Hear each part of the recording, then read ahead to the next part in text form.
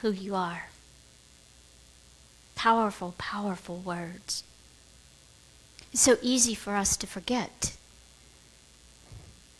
When the world calls us into so many different directions, it's easy to forget. So today we begin this gem of a book. Row, row, row your boat. A guide for living life in the divine flow. So that we remember who we are. An interesting observation I made about this book as I was preparing, in between the introduction and the acknowledgments, there's 108 pages of instruction and inspiration and wisdom and words. 108. Now for some people, 108 is significant. It's the number of beads on my mala, on my prayer mala.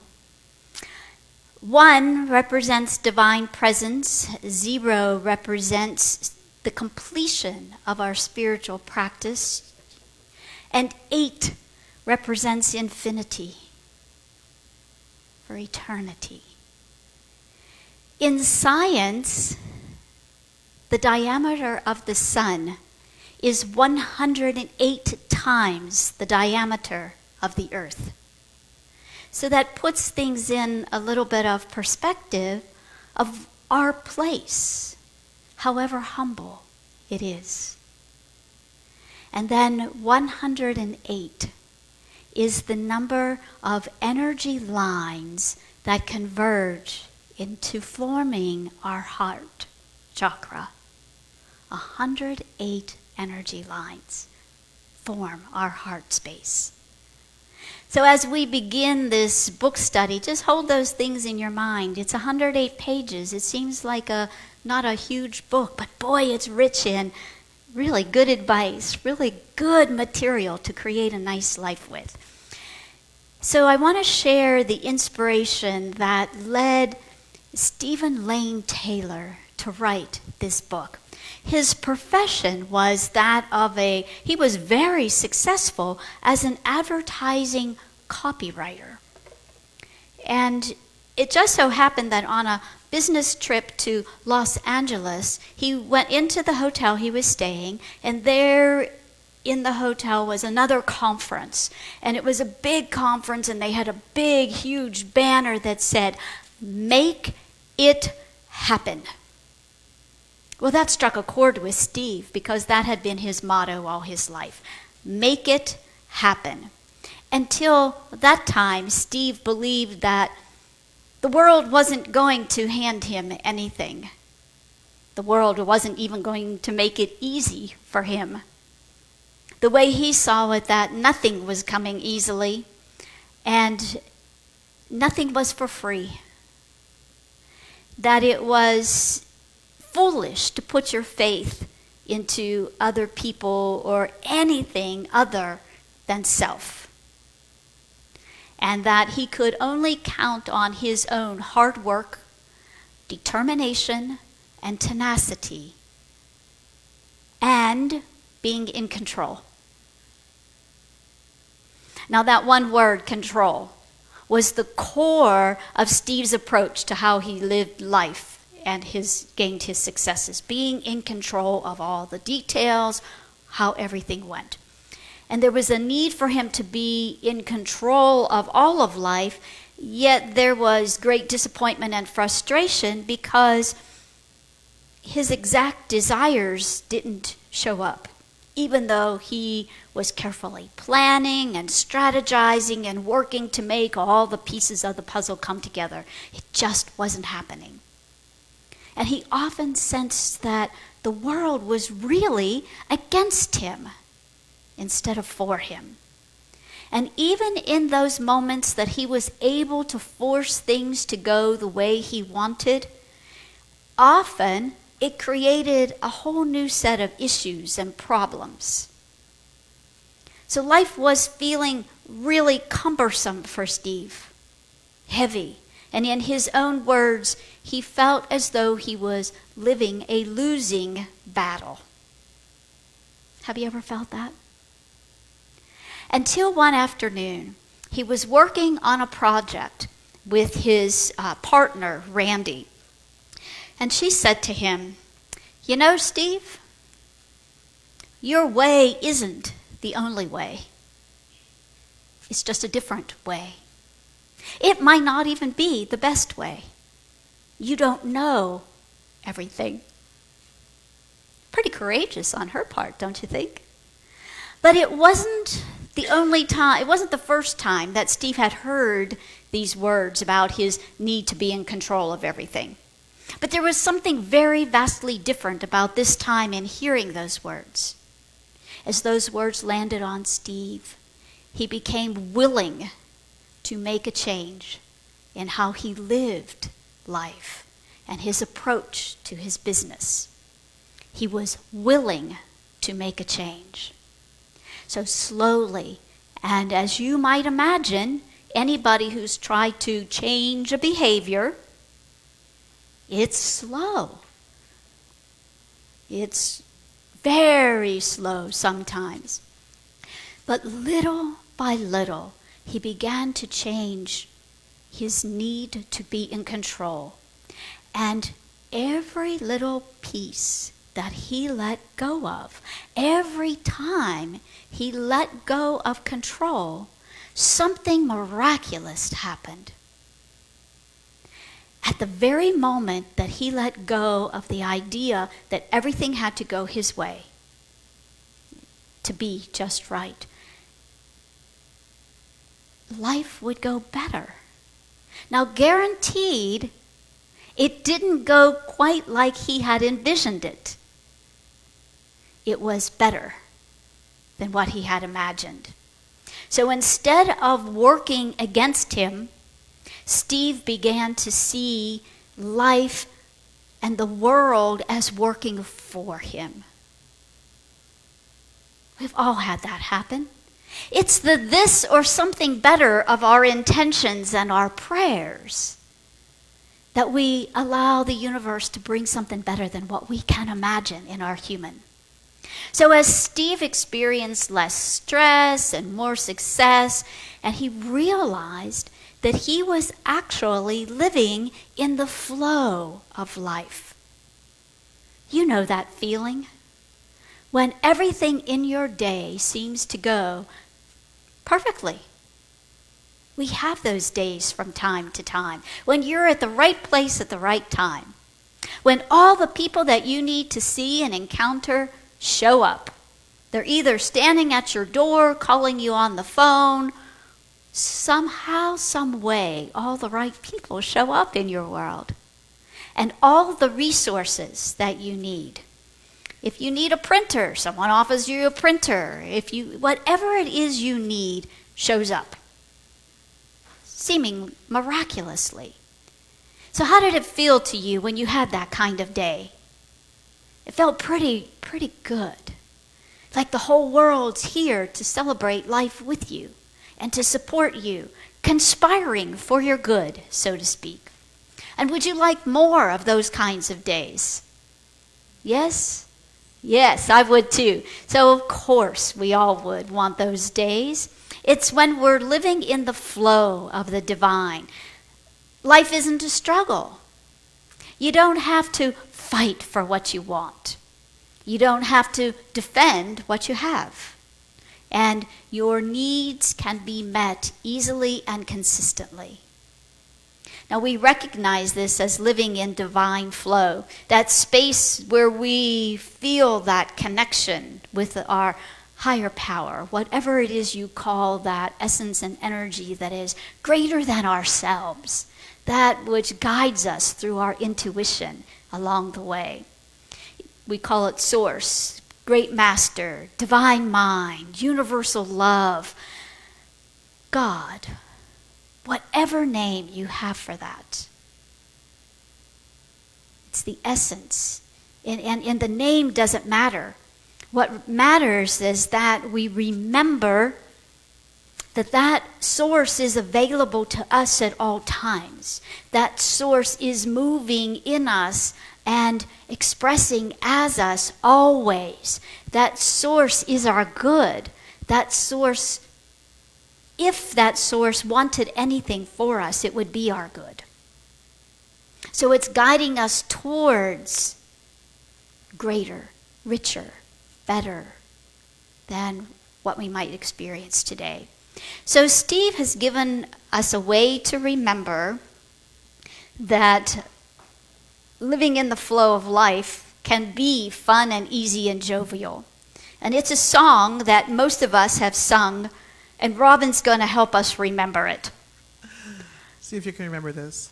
Row, row, row your boat gently down the stream. Merrily, merrily, merrily, merrily. Life is but a dream. Wow, I knew I couldn't do that. Row, row, row your boat gently down the stream. Merrily, merrily, merrily. Life is but a dream. With those words, Steve has given us a way to move in life. So it begins with launching our unique boat. That's us. That's each of us. And if we look around this room, there isn't anybody else in this room that looks like you. There isn't anybody that walks like you, talks like you, sings like you, a distinctive singing voice. And you came into this world to be that which you are, that beautiful, unique expression. Now, you have heard me say this before, but I think it's worth saying again. The world needs you to be who and what you are, because there is nobody else that is you. There is nobody else that expresses as you. Yes, everybody in this room and all of you over on virtual world, you express love. And every single person expresses it just a little bit differently, a little uniquely, that somebody else in this world is waiting to receive love exactly the way you express it. So don't be shy. Don't hold back. You are a unique and beautiful expression of the divine. So go and be that. Be all of that. And there's a collection of gifts and talents that you have that are unlike anybody else. You will never want to hear me sing. Never. And yet I do. And there's no one expresses life just as you do. There's no one that shares talents the way you do. There's no one that touches hearts just like you do. And there's no one who enters a room and fills it the way you do. And the world needs you to be your boat here and now.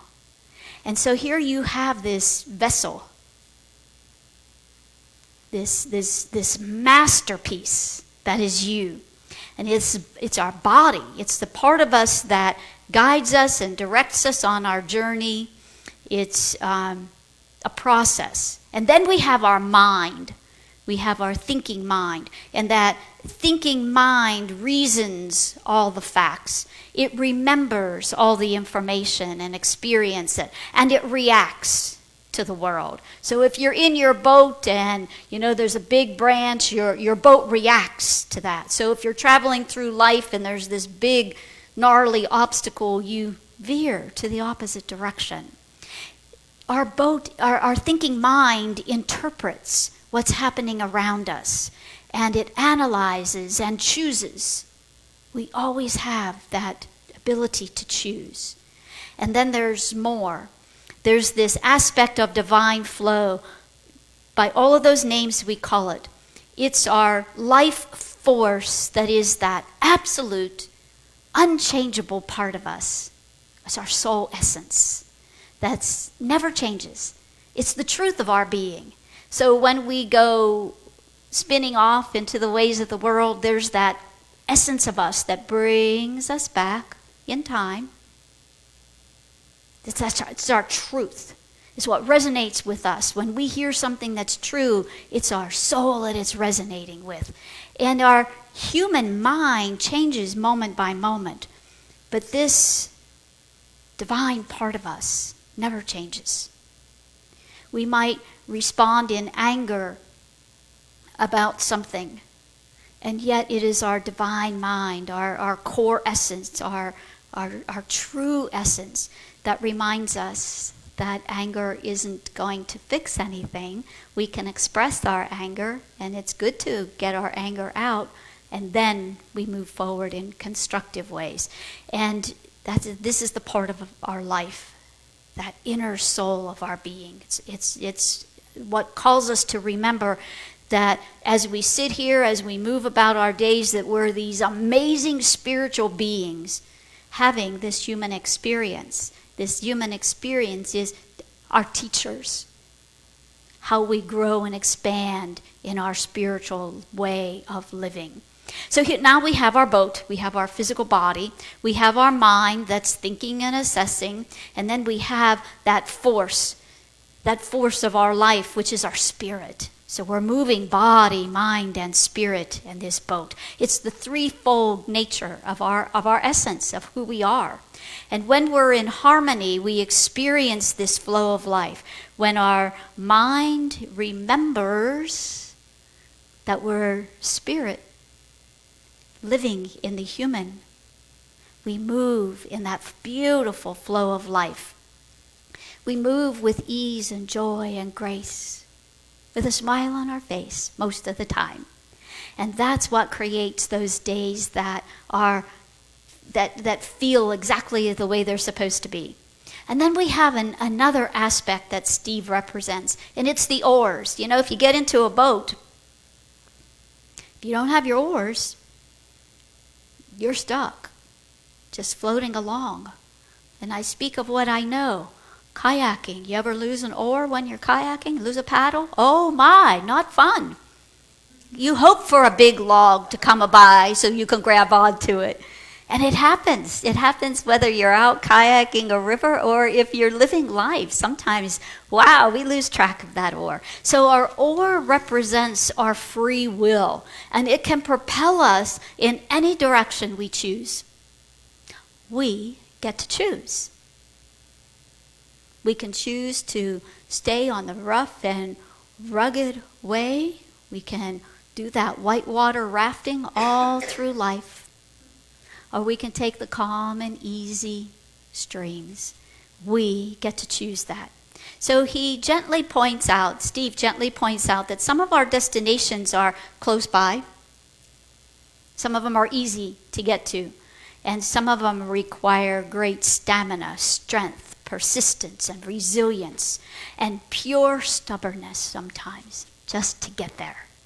And whatever our destination, it's our unique gifts, our talents that we share with the world that allow us to be in that stream. Now, this boat represents our body, mind, and spirit being propelled by the oars, our free will, to carry us through life. And we might remember also that as we yield our will, as we yield our human desires to the divine desires, that divine part of ourselves, all of life will move with a lot more ease, a lot more simply, a lot less troublesome.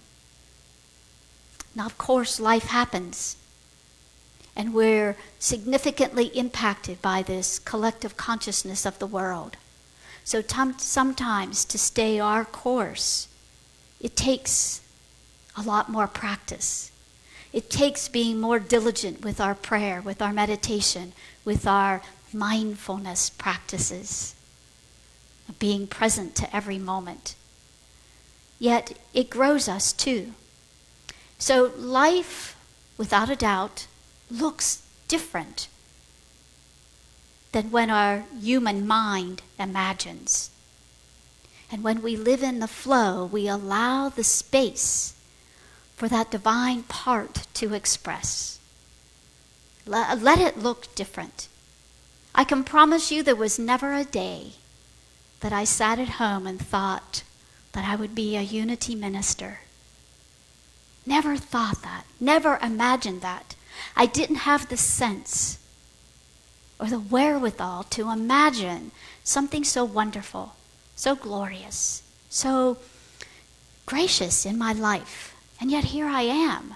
But we have to be willing, just as Steve was willing on that day in Los Angeles, to listen to what his partner said. And when we allow ourselves to let go of what we think must be, the things that should be. Oh boy, that's a good one, huh? Yes. Because there's many musts and shoulds.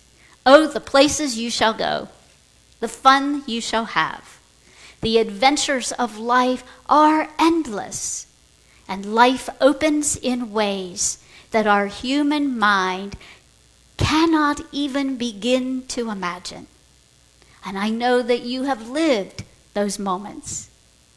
So hang on to your boat, grab your oars, and let's go. All right, you know how it goes. Left hand over right arm, right hand over left, and give yourself a fabulous big squeeze. You have been loved and hugged by me. Namaste.